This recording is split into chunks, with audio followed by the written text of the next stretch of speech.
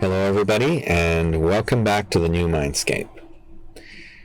In this video, I'm following on the previous discussion on Yin and Yang, and now I'm going to talk about the 5 phases, the Wuxing, as part of a more general discussion of the body in Chinese spirituality and religion.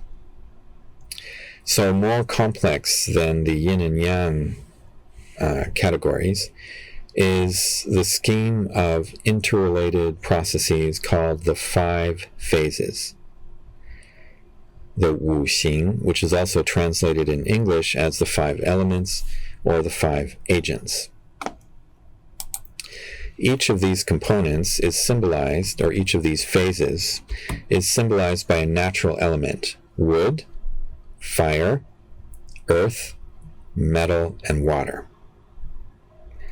In the words of the specialist of traditional Chinese medicine, Ted Kapchuk, each phase is an emblem that denotes a category of related functions and qualities.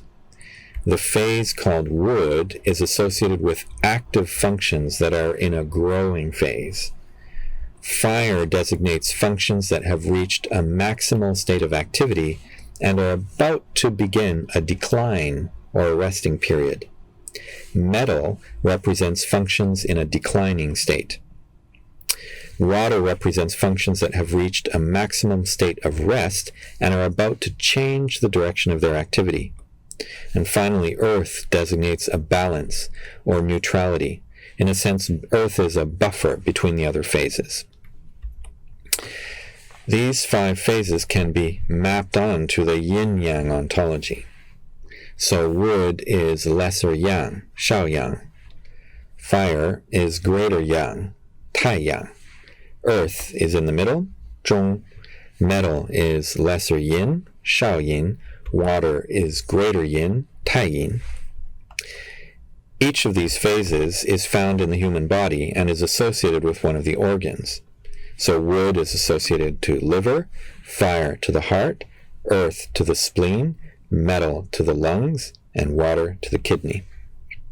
According to traditional Chinese cosmology, everything exists through the interaction of these 5 phases, including the human body. But does this mean that, for example, if I open up my body, I'll be able to find metal, wood, water, and fire and earth in there? Well, no, obviously not. So these 5 phases are used analogically. They're names for 5 types of energies, powers, or processes. So, for example, what wood actually means is a power or a process that's analogous to that of a plant that grows into a tree. Fire is a process that heats, that spreads and gives life, but then that exhausts itself quickly.